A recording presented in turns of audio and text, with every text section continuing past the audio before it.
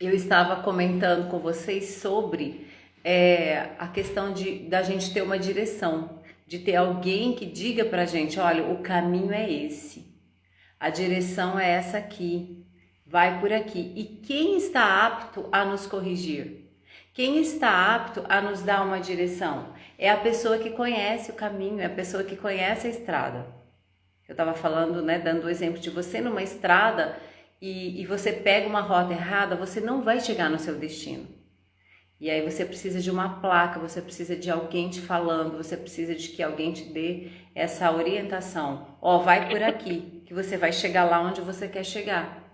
Não é verdade? Então, o sábio, ele ouve a instrução, porque ele quer chegar num destino, ele sabe onde ele quer chegar. Agora, a pessoa que ela é insensata, ela não aceita, ela ouve a repreensão. Já viu aquela coisa assim, ó, isso aí que você tá falando não tem nada a ver, você tá exagerando, não tem nada a ver, essa frase é do inferno, eu falo, né? Não tem nada a ver. E tudo tem a ver, gente, tudo tem a ver, né, com a nossa vida, tudo tem a ver. E então o zombador é aquele que faz brincadeira com o que você fala. Você ouve a correção de alguém, você ouve uma instrução e você faz gracinha com aquilo, você zomba daquilo. Então, essa pessoa é uma pessoa insensata. Claro que a gente não vai ouvir qualquer um, não é qualquer pessoa, você tem que ouvir uma pessoa, como a Aparecida fala, que é boca de Deus na terra. Uma pessoa que tem a instrução dessa palavra, que tem conselho de Deus para você. Eu já ouvi tanto conselho ruim na minha vida, gente, que olha, eu vou falar, viu? Se eu ouvisse, eu já estaria, acho que morta, enterrada. Porque não falta conselho ruim. Mas há também o Senhor Deus, na sua infinita misericórdia e amor, Ele prepara pra gente sempre alguém, não é verdade? Alguém para nos dar um conselho, alguém para falar pra gente. Quantas pessoas a gente encontra assim e você tem a oportunidade, por exemplo, de convidar para ir na igreja, sabe? De dar uma palavra, falar, olha, não faz assim, faz dessa forma, experimenta de outro jeito. São pessoas que Deus coloca no nosso caminho para que a gente não tropece ou para que a gente volte do erro. Então, a sabedoria está em ouvir, está em amar a instrução, porque a gente entende isso. Quando eu amo ser corrigida, ainda que no momento não é agradável, não é gostoso a gente ser corrigida, mas eu sei que vai me fazer bem. Bom, e aí a Aparecida estava aí também comentando sobre o fruto da boca, né, dos lábios. Olha que interessante, preserva a vida. Ele fala depois no quadro da preguiça, nós já falamos um pouco também sobre isso. Fala da mentira, também já comentamos bastante. E eu quero ir agora um pouquinho para o versículo 7. Há quem se torne rico sem nada possuir, e quem se torne pobre tendo grande riqueza. Então, veja bem, claro que quando fala em pobreza e em riqueza, a gente pensa em dinheiro, em valor financeiro mesmo. E ok, também tem tudo a ver com isso, né? Mas eu fiquei pensando o que é a riqueza no padrão bíblico, o que é a riqueza do céu na nossa vida, o que é de fato diante de Deus ser rico, porque nós temos alguns conceitos no mundo de tudo, de todo tipo de assunto. Mas diante de Deus, né, o que é ser rico? Se a gente olhar para o mundo hoje e a gente perguntar assim, o que é o amor? Qual a definição de amor que o mundo tem dado para a gente? Virou uma confusão, né? A gente você não sabe mais o que é amor. Cada um fala uma coisa, conceitos totalmente contaminados pelo espírito dessa época. Então são conceitos que já fugiram completamente da palavra de Deus, do que é o amor verdadeiro. Você fala em amor, cada um vem com uma definição, com aquilo que entende da sua própria vida, do seu próprio entendimento, mas sobre amor a gente aprende na palavra de Deus. Sobre dinheiro a gente aprende na palavra de Deus. Sobre fé, sobre essa questão, né, de falar, de boca, de lábios, de língua, a gente aprende na palavra de Deus. Então a nossa referência para tudo, a gente tem que vir aqui para a palavra.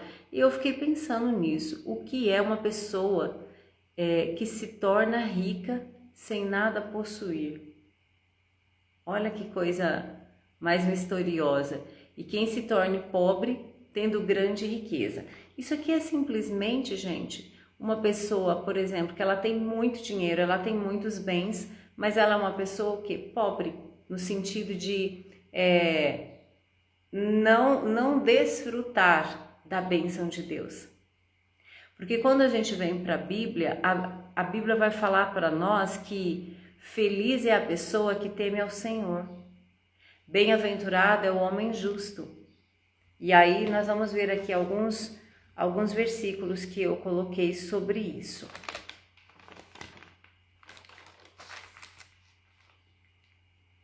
Lá em 2 Coríntios 9 e 10, tem um texto que é terrível, que Paulo fala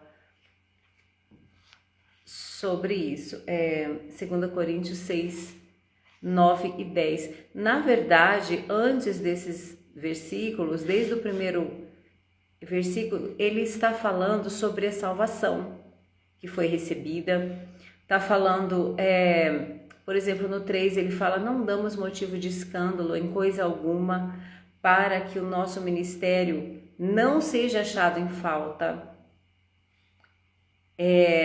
Recomendamos como servos de Deus perseverança nas tribulações. Aí no 5, no 6, ele vai falando dos sofrimentos, das prisões, chicoteamentos, noites sem dormir, jejum. Vai falar de pureza do coração. Vai falando do evangelho. E aí no 9 ele diz: como desconhecidos, porém bem conhecidos. Como quem está morrendo, mas de fato vivendo. Castigados, porém não mortos. Entristecidos, mas sempre alegres. Pobres, mas enriquecendo a muitos. Nada tendo, mas possuindo tudo. Paulo preso, sofrendo, apanhando, levando chicoteada. Sabe? O que ele diz? Nós somos pobres, mas estamos enriquecendo a muitos. Paulo não tinha nada com ele aqui. Ele estava sofrendo, ele estava passando essa tribulação toda essa perseguição. Mas ele declara, estamos enriquecendo a muitos. Porque o poder da riqueza está no quê? No evangelho, que ele fala. Em servir a Deus e em ser zeloso, como ele diz aqui. Nós não estamos dando motivo de escândalo para ninguém, ou seja, nós estamos procurando viver uma vida reta e íntegra. Então, com tudo isso que ele está falando aqui nesse capítulo, ele está dizendo que, eu li esse 9 porque são opostos, né? Ele diz como desconhecidos, porém conhecidos. Parece que contradiz, né? Porque a sabedoria de Deus, ela é assim, ela é loucura, as pessoas não entendem. Então ela parece que é o contrário, como quem está morrendo, mas de fato vivendo. Por isso que ele declara: para mim o viver é Cristo. Então parece que eu estou morrendo, mas na verdade, isso que está parecendo que eu estou morrendo, porque eu estou apanhando, porque eu estou sofrendo, porque eu estou sendo perseguido, na verdade eu estou vivendo, porque eu estou vivendo o Evangelho. Castigados, mas não mortos. Pode me castigar, pode me bater, mas eu tenho vida e eu tenho a vida abundante de Deus em mim. E é isso que nós estamos vivendo. Muitas vezes nós estamos sofrendo as dificuldades, as adversidades, todos os problemas que cada um de nós enfrentamos. Parece que a gente vai morrer, não é verdade? Não tem hora que você quer desistir? Você fala assim: nossa, eu não vou suportar isso. E parece que você vai morrer. Mas olha o que ele está dizendo aqui. Mas não, eu estou vivendo. Por quê? Porque eu tenho o Evangelho. E aí ele dá essa declaração: entristecidos, mas sempre alegres. Quer dizer, estão fazendo de tudo para me entristecer. mas eu tô alegre. Estão fazendo de tudo para que eu morra, mas eu tô vivendo. Eu tô vivendo, porque eu sei que se eu passar pela morte eu vou encontrar com Cristo. Então a nossa riqueza está nisso. Em termos de uma vida íntegra, em vivermos pelo Evangelho de Jesus. Enriquecendo a muitos. Será que eu e você estamos enriquecendo outras pessoas? Nisso está a nossa riqueza, gente. Você está enriquecendo sua esposa? Você está enriquecendo seus filhos? Você está enriquecendo seu marido?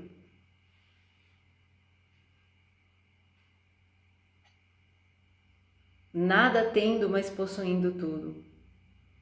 Então eu posso não ter grandes riquezas financeiramente falando, mas se eu estiver enriquecendo pessoas com o meu amor, com a minha alegria, com essa convicção de fé, de que nós estamos sendo tão angustiados, que vem tanta pressão sobre nós de fora, mas ainda assim nós permanecemos no Evangelho. Isso é riqueza. Por isso que Jesus naquela parábola diz que um homem que encontrou um campo que tinha um tesouro, ele vendeu tudo para adquirir aquele campo. E quando ele faz essa parábola, ele estava falando do reino de Deus.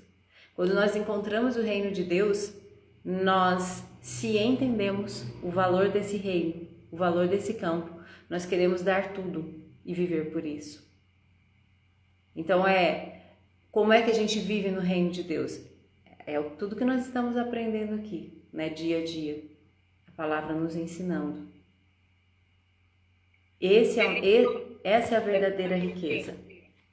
Só para perguntar, quando fala em morte, morte da nossa carne, né? A nossa morte da velha vida para andar com Jesus, não é isso?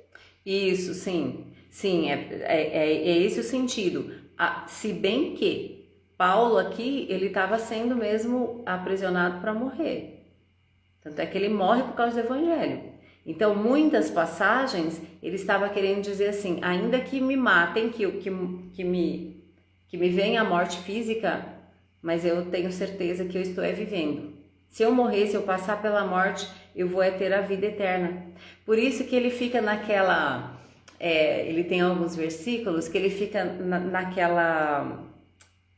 como dizem, fugiu a palavra. Que você quer uma coisa e quer outra. Ele diz assim... por mim, eu ia pedir para Deus me levar mesmo, porque eu não tenho mais nada aqui nessa terra. Eu quero tanto viver com Cristo que eu quero morrer mesmo. Mas eu também entendo que a minha vida aqui faz diferença e eu posso pregar o Evangelho para muitas pessoas. Então ele ficava nessa, né, o que o meu coração deseja. Ele desejava estar com Cristo, mas ele tinha consciência da sua responsabilidade aqui na terra, né? Então ele declara que o Senhor faça a vontade dele, se morrendo ou se vivendo. A minha vida é para agradar a Deus, né? Então, é esse o sentido, tá? Bom, outro texto que nós já vimos, inclusive, está em Provérbios 11, 24, que até o Ricardo comentou, né? O 11, 24 diz, o que dá com generosidade enriquece. Então, aqui é a chave para enriquecer. Para você ser uma pessoa rica, você dá com generosidade? Você tem generosidade no seu coração? Então você é uma pessoa rica.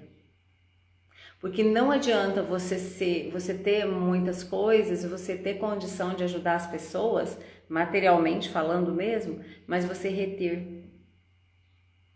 Você reter quer dizer que você não vai fluir.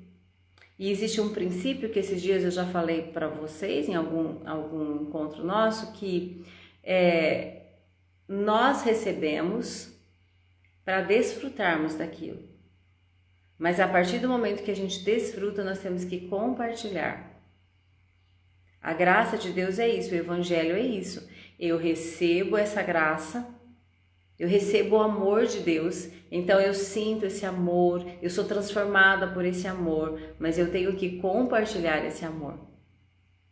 E quanto mais nós compartilhamos amor, mais nós recebemos de Deus. Por quê? Porque é o fluxo da vida, é esse. É Jesus falando com a samaritana, se você aceitar a água que eu tenho para você beber, você nunca mais vai ter sede. E essa água faz um fluxo em você, não tem fim a fonte. Agora, se eu retenho, não vai sobrar lugar. É a história do guarda-roupa. Você quer ir no shopping fazer uma compra, mudar seu guarda-roupa, mas você já tirou as roupas que tem lá? Que você não usa mais? Aí você compra 20 peças novas, você vai pôr aonde? Se não cabe mais nenhuma no seu guarda-roupa. Então a gente precisa doar as roupas que a gente não usa mais, tirar aquilo que você quer doar para ter espaço para você colocar as novas. Então talvez a gente não receba algumas coisas porque nós não estamos doando o do que já recebemos. Isso é válido para dinheiro, isso é válido para bens, para as coisas, né, materiais, isso é válido para, por exemplo, dons e talentos que você recebeu. Você tem um dom que Deus te deu, mas você não está utilizando, então ele não dá mais. Aquilo fica parado em você. Para que Deus vai te dar mais se você não vai compartilhar? Entende? Então é no compartilhar que a riqueza acontece, é na generosidade que nós estamos multiplicando tudo que nós recebemos de Deus, e inclusive em relação a riquezas, a bens materiais. Então a nossa riqueza está em sermos generosos. Por quê? Porque Deus é generoso. Tem um versículo, eu não sei se eu vou lembrar, tá me ocorrendo agora. Deixa eu ver se eu acho aqui. Que fala, é um versículo conhecido, que Deus, segundo a riqueza dele, é que ele vai nos abençoar.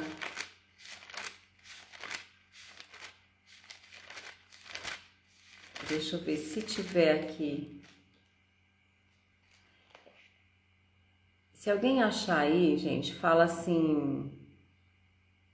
não, já achei. É Filipenses 4,19. Diz assim, o meu Deus suprirá todas as vossas necessidades segundo a sua riqueza.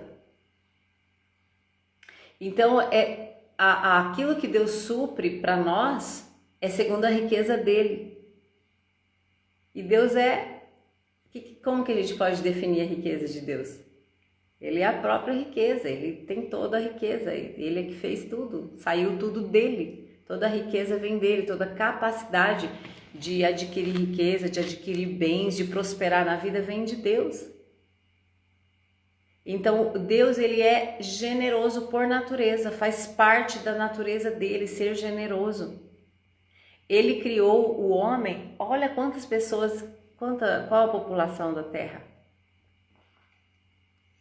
Essa é uma forma de nós entendermos a generosidade de Deus. Ele quis tantos filhos que ele disse multiplicai-vos. É uma ordem de Deus lá no Éden, quando ele fez o homem. Eu quero que vocês se multipliquem, que vocês frutifiquem. Então ele fez essa população toda que existe com essa ordem, né, lá para o Adão e para Eva. Vocês vão multiplicar porque eu quero muita gente. Deus é Deus de muito. O Senhor não é, sabe, não existe escassez em Deus.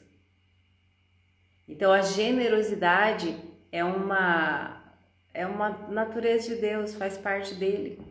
E se nós somos filhos de Deus, faz parte da nossa natureza. Por que às vezes isso nos falta? Sermos generosos. Porque a gente está desalinhado, a gente também está com alguma falta, a gente também está com alguma dificuldade na nossa emoção, na nossa alma. E aí a gente retém aquilo que nós recebemos. Então essa é uma chave poderosa para nós, sermos generosos, né? Falando de riqueza, falando de qual é a riqueza do céu, qual é a definição de riqueza segundo a Bíblia. Aqui está um pedacinho dessa definição, é a generosidade. Lá em Apocalipse tem quando João escreve as cartas, né? Quando Jesus fala com ele sobre escrever as cartas para as igrejas, Apocalipse 2:9, ele fala assim para a igreja de Esmirna, Eu conheço a tua tribulação e a tua pobreza, apesar de seres rico, e a blasfêmia dos que dizem ser judeus, mas não são. Pelo contrário, são sinagoga de Satanás. Então eu conheço a sua pobreza, apesar de você ser rico. Então o que às vezes para nós é riqueza, Deus está olhando e está falando assim, isso aí é pobreza. Isso tem a ver, né, no caso aqui, com a situação dessa igreja, ao que eles estavam vivendo, como eles estavam se comportando. A igreja de Laodiceia também é aquela igreja que a gente conhece muito bem, né, a crítica que o Senhor faz no capítulo 3 de Apocalipse 17, ele diz assim, porque tu dizes, sou rico, tenho prosperado e nada me falta, mas não sabes que és infeliz, miserável, pobre, cego e nu. A igreja de Laodiceia era uma igreja de pessoas ricas, pessoas com muitas posses. Mas é uma igreja que tinha obras, o quê? Mortas. É aquela igreja morna, que Deus fala, eu tenho vontade de vomitar você da minha boca, que você é morno. E essa igreja, ela se dizia rica. Eu tenho prosperado e nada me falta.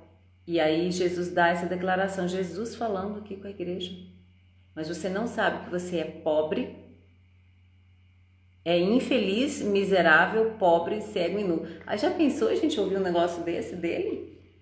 Dá uma tristeza, né? Se fosse eu, meu Deus do céu, infeliz, miserável, pobre, cego e nu. Então veja que não adianta ter dinheiro, não adianta ter bens materiais. Isso não dita se nós somos ricos ou se somos pobres. O que dita é o nosso caráter aprovado por Deus. É se nós estamos vivendo em justiça ou não. É se nós estamos vivendo o que, da forma como o reino de Deus pede para nós vivermos. Porque lembra que nós somos tirados do império da morte e colocados no reino de luz. E nós somos reis e sacerdotes. Então ser rei, ser sacerdote, fala de bênção, fala de riqueza. Nenhum rei é pobre, gente. Não existe. Mas é o reino de Deus. Não é no império das trevas o conceito de riqueza é outro. Mas no reino, o conceito de riqueza é esse. Jesus olha para essa igreja e fala assim, vocês estão achando que porque vocês têm dinheiro, que vocês têm posses, vocês são ricos e está tudo certo. Pois eu vou dizer que está tudo errado. Vocês são infelizes, miseráveis, pobres, cego e nu. E aí ele aconselha, né, a essa igreja a comprar. Eu aconselho que compres de mim ouro refinado para que te enriqueças. Então aqui é um sentido simbólico, né, tem uma simbologia. Roupas brancas para que te cubras, enfim. Ele vai falando de acordo com o apontamento do erro, ele também dá uma solução. Porque Deus é amor e é assim que Ele faz conosco. Ele fala pra gente, você tá todo errado aí. Tá tudo errado o que você tá fazendo. Para, se arrepende e eu te ofereço aqui, o caminho certo é esse. Porque Ele nos ama. Por isso que o filho sábio, ele ouve a instrução. Mas o zombador, ele não tá nem aí. Então as pessoas dessa igreja que ouviram, que receberam essa carta, elas talvez até zombaram, alguns, né, ali. Pode ser até que tenha acontecido isso. E alguns não se arrependeram. Mas aqueles que estavam ali, que eram sábios, receberam a correção. Então, esse é o padrão da riqueza do céu. No 11, por exemplo, ele fala, a riqueza adquirida às pressas se perderá, mas quem a junta aos poucos fará com que ela aumente. Então, isso aqui também fala da nossa vida cristã, que é um processo. Eu não sei, assim, você ficar rico da noite para o dia, talvez se receba uma grande herança, tudo bem. Mas se a gente pensar em trabalho, em processo de vida, para você prosperar, não é da noite para o dia. Exige trabalho, exige disciplina, exige você fazer bons negócios, você ter sabedoria para isso, sei lá, você estudar, se formar, ter alguma formação e aí você vai iniciar, né, a sua carreira. Mas fora alguma coisa assim, que você receba de repente uma herança ou receba, né, não sei de que forma, você não enriquece. E é isso que ele está dizendo aqui. Às vezes a gente não tem a paciência de construir as nossas riquezas, de construir a nossa prosperidade. E nesse caminho, sabe, de trabalhar por isso, porque, gente, deixa eu abrir um parênteses e falar da pobreza. A pobreza, ela é uma maldição. A pobreza é uma maldição. A escassez é uma maldição. Não é verdade? A pessoa que ela vive a vida inteira pobre, nunca tem, ela nunca pode, ela não dá nem para ela ser generosa. Então é algo assim que nós precisamos transformar. A palavra de Deus nos ensina. E aí é nisso também que está a confusão, porque às vezes a gente não sabe lidar com isso, administrar quando a gente recebe. E aí nós queremos reter. Então isso acaba se tornando em pobreza também. Mas a pobreza, ela é uma maldição. Você nunca pode, sei lá, vamos pensar assim, comprar um presente legal para tua esposa porque você é pobre a vida inteira. Você nunca pode dar um presente bom para seus filhos porque o seu dinheiro nunca dá. Sabe, aquela coisa assim de nunca poder, a vida inteira, é uma maldição sobre a gente, a pobreza. Você não pode dar uma oferta generosa para uma pessoa. Você não pode contribuir direito para o reino de Deus, sabe? Você não pode, de repente, fazer uma viagem missionária porque você não tem e a sua mente também é pobre. Então, a pobreza é um negócio que a gente precisa pensar e a gente precisa mudar. A gente precisa, assim, se revoltar contra a pobreza, né? E trabalhar para que a gente possa prosperar, a gente possa ter condição no reino de Deus, né? Começando com a nossa família, começando com o nosso bem-estar e avançarmos nisso. Então, quem ajunta aos poucos, né? Isso aqui é pra gente também não ter ansiedade, é para não colocar assim no nosso caminho de buscar isso, né? De buscar melhorar de vida. Tá. Você não querer do dia para a noite, da noite para o dia, porque aí pode ser que a gente faça alguma coisa que não vai agradar a Deus.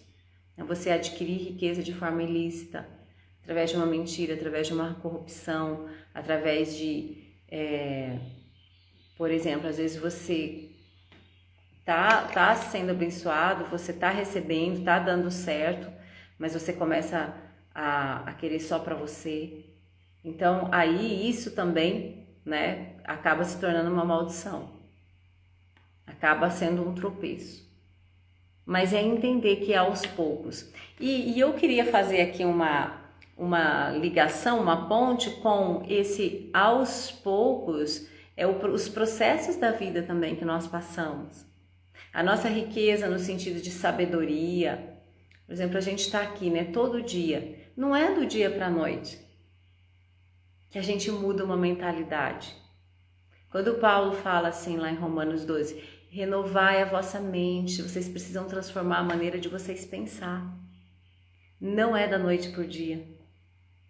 É um processo, é cada dia lendo a palavra, meditando na palavra, obedecendo essa palavra, orando, jejuando, pedindo ajuda, pedindo oração, ouvindo alguém. É um processo. Aí a gente pode ver, depois de anos, a gente pode ver que nós mudamos, que houve uma transformação. Então isso aqui a gente pode pensar também assim, sabe, os processos que Deus quer nos enriquecer, enriquecer as nossas emoções, enriquecer a nossa espiritualidade mesmo. É um processo, não é do dia para a noite. E nisso nós precisamos ter paciência com a gente e perseverar, Porque quando a gente não persevera naquilo que Deus está trabalhando em nós, nós não vamos chegar lá no alvo. Vocês viram que eu comecei falando aqui de perseverança hoje? Que os vitoriosos são aqueles que perseveram. Então, por exemplo, você decide que você não vai mais, vou só dar um exemplo, né? Em relação a filhos, que você não vai mais gritar com seus filhos. Você vai começar a falar com jeito. Aí, na primeira malcriação que ele faz, o que você vai querer fazer? Gritar. Você vai querer, o hábito, aquilo, o jeito que você estava acostumado. É o que vai dar vontade, você vai ter esse impulso. E aí você tem que falar, não, peraí. Eu me propus a mudar o jeito de falar com meu filho. Aí passa um dia, passa 2 dias, mesma coisa. Até que se torne um hábito, até que você mude esse hábito, sabe? De não gritar, de não ficar só falando né, que não estuda, que é desobediente, que é não sei o quê, aquelas coisas que às vezes a gente erra, né, ou já errou. Então, são rotas que a gente precisa corrigir e que nós precisamos entender que não é do dia para a noite. Então, você precisa ter paciência com você. Primeira coisa. E essa insistência de eu vou perseverar. Eu vou perseverar. Tudo, gente, é isso. E aqui ele fala, né, a riqueza adquirida às pressas, ela se perderá. Quando você quer uma mudança assim muito rápida, e olha, isso é interessante também em relação ao outro, né? Às vezes o outro se propõe a mudar com você, no caso de relacionamento de casal, é muito isso, né? A pessoa promete para você, não, meu amor, eu vou mudar a partir de hoje, e ele tá sendo sincero, ela tá sendo sincera com você. Mas você que está esperando essa mudança, você precisa ter paciência. Que ninguém muda do dia para a noite. Então é uma caminhada, né, em todas as coisas, gente. Depois no 18 tem esse outro versículo que fala: pobreza e afronta virão ao que rejeita a correção, mas o que atenta para a repreensão será honrado. Então olha o conceito de riqueza aqui. É honra. É receber honra. Então, esses dias a Aparecida estava contando pra gente sobre as filhas, né, dela. Atitudes de honra das filhas, sabe, para com ela. O que é isso? O que ela recebeu? O que ela tem? Riquezas. A pobreza e a afronta vem àquele que rejeita a correção. Mas se você aceita a correção, se você ama a instrução, se você ama essa palavra, você fala, não é difícil, mas eu vou fazer, eu vou perseverar, eu vou buscar, Deus vai me ajudar. O que vai acontecer? Você vai ser honrado por Deus.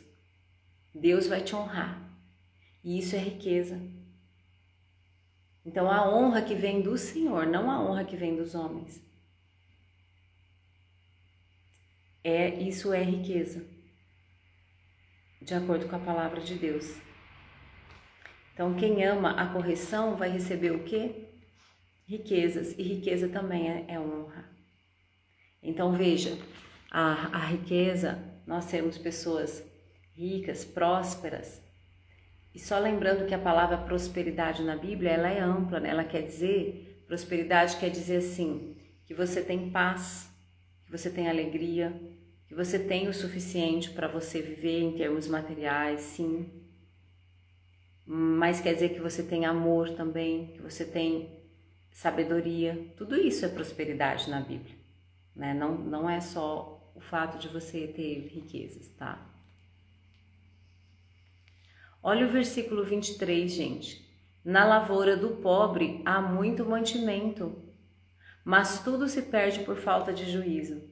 Então, a pessoa que ela é rica aos olhos de Deus, ela tem o quê? Juízo. Juízo. Eu tive uma amiga, assim, porque eu quase não falo mais com ela hoje, e ela falava assim, tenha juízo, né? A gente se despedia, tchau, tchau. Tenha juízo, mas não use. Era uma brincadeira, né? Mas não. Nós precisamos ter juízo e usar o juízo. Sermos pessoas ajuizadas. Isso é uma característica da pessoa que enriquece, porque se você não tem juízo, vai se perder a sua riqueza. Na lavoura do pobre há muito mantimento. Esse pobre aqui é a pessoa temente a Deus.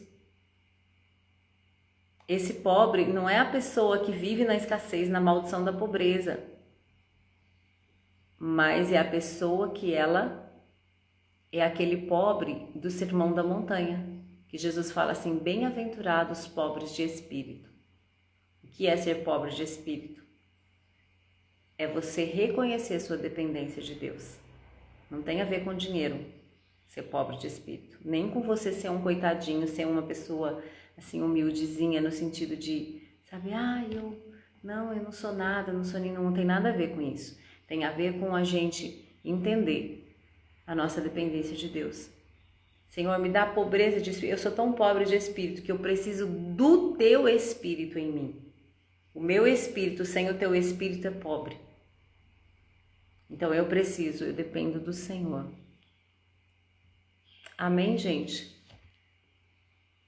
Era mais ou menos isso que eu pensei em comentar com vocês. Fala aqui também no 24, né? Fala de castigar o filho, ou seja, odeia seu filho quem o poupa da vara, né? Mas quem o ama castiga, corrige. Quem ama o filho corrige, né?